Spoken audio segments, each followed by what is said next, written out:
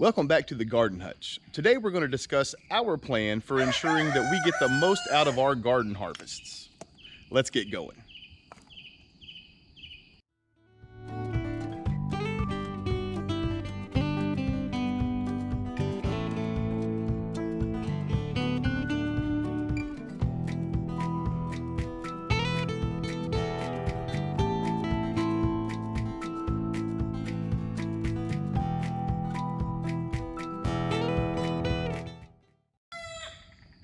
So our goal here at the Garden Hutch is to be 100% self-sustaining when it comes to our vegetables. Now, admittedly, we are not there yet, but we are getting closer and closer year by year.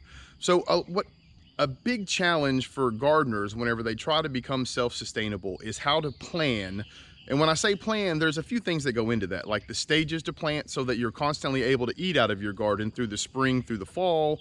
And in addition to that is how to plan ahead for your excess vegetables that you're going to get, right? Like a lot of things like your winter squashes, carrots, beets, that sort of stuff, you pull most of them all at one time. So today, that's what we're going to discuss. I would also say one of the reasons why I'm doing this video now is, of course, we have all noticed the food prices are rising because of geopolitical nonsense and whatnot. Things are a little bit more unstable now than what they have been. So for a lot of us, food security goes a long way in reducing some of our anxiety and things that we simply cannot control. So let's go, and we're going to take a look at the very first strategy we use in our gardens to eat. Well, the first and probably the most obvious example of this is just to eat what you pick. Every morning we get up, we go outside and we pick the garden. It's something my wife and I enjoy doing together. And so my approach is I don't even decide what we're going to have for our meals in the day until we get done in the garden. I simply pick the garden, and whatever I have, I form my meal plan around that. Another thing that we do daily is pick a salad. So let's go take a look at this, and I'll kind of explain as we go. So those of you who are familiar with our channel will know exactly where I'm headed. But right up here, this is our lettuce bed. And with the additions and other beds or whatever, every day, or since April, I believe, we have had a fresh salad from the garden. And as you can see, this bed is still thriving. Now, admittedly, it's not the same greens that we were eating early in the year. You can see down here, kind of coming back a little bit, is some of these leafy greens. Most of them we've pulled out, but this bed started with some early season lettuce. We ate all of it, and then now we're on to our summer greens, which we eat kale and chard back there. Now, these greens will be substituted with different leaves from the yard. In the early spring, we use beet tops. We use the small greens from our turnips, that sort of stuff to supplement. Now that we're moving on into the summer, we'll use more things. Probably sweet potatoes, kale, and chard will be the predominant part of the greens in our salad. And also right now, let's go take a look. I'll show you what I mean as far as eat what we pick daily. So when we do a salad, let's say, for example, that we want a carrot. So we'll just come out and to the carrot bed and, oh yeah, look at that bad boy. See? That's a good sized carrot, and we'll put this guy right into our salad this afternoon. Also with our greens, sometimes we'll like a beet. So the beets, we can grow these until the end of June before they start bolting. So as opposed to pulling them all at one time, we'll come out to the garden and find one that's got, a nice size on it, like this fella right here, and we'll pull it out. I don't want one today because that's a pretty big carrot, so I'll leave him in there till we're ready. But the point is, if we take this beet out, not only will we have the beetroot to put in the salad, which adds a lot of color, a lot of flavor, a lot of vitamins and nutrients, the greens are also very healthy for you, and they will also supplement some of the area for your greens. Now that we've moved on, just another thing that while we're talking about eating as we go, you can see these turnips have started developing into turnip root, and they're no longer the baby greens to put in the salad. So what we'll do is we let this get really tall, and then we'll go through and thin it all out, and we'll cook like a fresh pot of greens that night. So anyway, that's sort of the idea behind, as you go every day, make sure that you eat what you pick. And if you plan your garden correctly, in addition to that, you can also have a raw salad out of the garden, which goes a long way. quickly, I just wanted to give you a short list of things that we eat as soon as we pick them. So eggplant, strawberries, the spring beets and carrots, we eat those directly out of the ground. We don't preserve those. Ground cherries, figs. Of course, that's not a complete list, but just as an idea of things that when we go out and we pick them, we know that those things need to be included in our daily meal plan. Yellow squash, that's a big one too. Don't forget that. The second and probably the largest preserve method that we use is simply to dry our fruits and vegetables. Now, I'm showing this because these are butternut squash, and then over here you'll see that we have spaghetti squash. And these winter squashes play a big role in our self-sustainability plan. These will eat, these guys will come off here in early July, and we'll use those to kind of plug in any holes that we have during the hot weather. But more importantly, come the end of the fall, we'll probably get anywhere from 40 to 60 winter squash just off of, you can see these two trellis systems here. Going into the fall, say, around October or so, all of those squash will be inside. And all of these winter squashes, you kind of cure the same way. We'll just cut them as soon as the vines around the thing starts to turn a little dark. It'll get that brown color to it.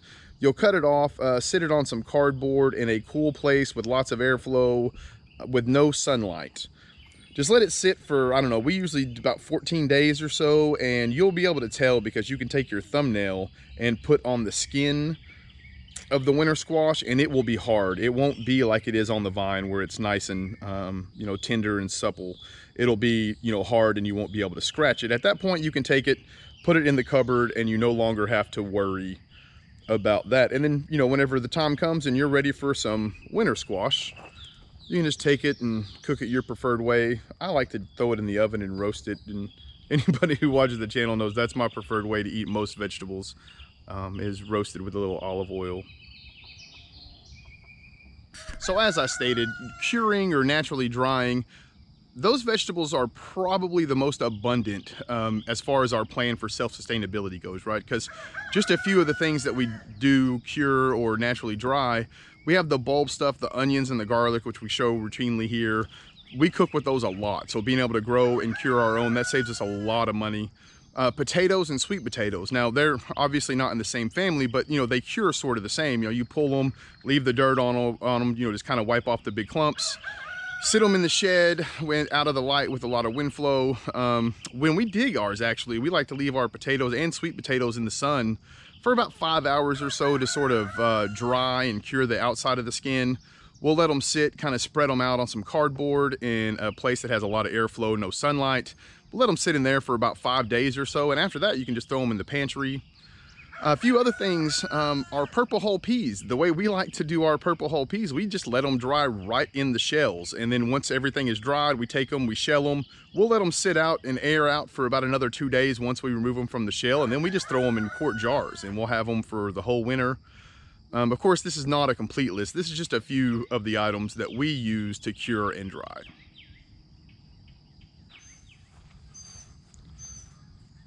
The next method I would like to discuss as far as how we preserve our food for self-sustainability is freezing. Now, you may wonder why we're looking at tomato plants while we're discussing freezing, and that's because the preferred method that I use for preserving our tomatoes are freezing. I like to take them and roast them in the oven for about an hour, bring out all the natural sugars.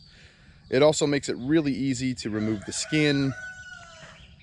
I can also, doing it that way, I can make my own mixes. I like to go ahead and roast them with peppers if I'm going to use them for chilies. I also like to roast them with specific herbs if I'm going to make pasta sauce or spaghetti sauce or pizza sauce out of them. So it's very versatile with tomatoes. It's probably the thing that we use the least. The only thing that we actually freeze here on the homestead are tomatoes and greens. Now that brings me to a process called blanching. Our greens, towards the end of the year, we will take a bunch of turnip greens, collard greens, and we'll cut them up, rinse them off really good, and we'll throw them in boiling water for about 3 minutes. And what that does is it wilts them down. It also kills the enzymes that continue to make your greens ripen. So once you do that, the whole process of them growing or breaking down, it'll kill a lot of that stuff. So you can take them, and then we divide them up into little freezer bags, and we'll take those out throughout the course of the year. While we don't freeze a whole lot, a few other things that you can freeze if you would like. You can blanch and freeze corn on the cob if you would like. You can also blanch peas out of the shell. You can do carrots that way. You can also do your yellow squash and your zucchini.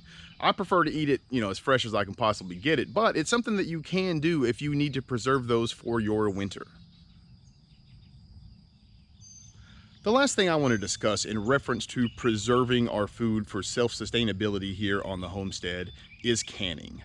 Now, full disclosure, we don't can a whole lot. The only things that we really can are our beans, and we have two kinds. We have the golden wax beans and the regular Blue Lake beans.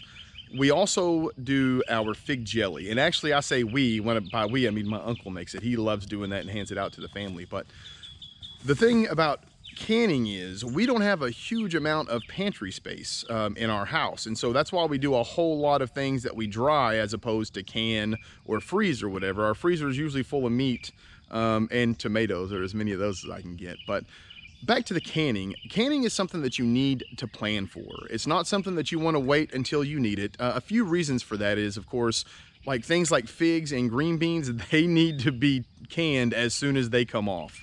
Another thing is the price of the materials. It starts off in January and February relatively reasonable. Once you get towards July and August, it can be outrageous just to buy, like a case of quart jars with the lids. I mean, it can get outrageous at certain points of the year. So if you are into canning, just make sure that you buy the supplies early.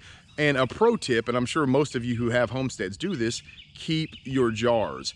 Do not be above asking other folks for their used jars either. A lot of people will have spaghetti sauce jars or pickle jars and things that they've kept over the years with no intent to use them. Grab those if you can, and you can can out of those as well.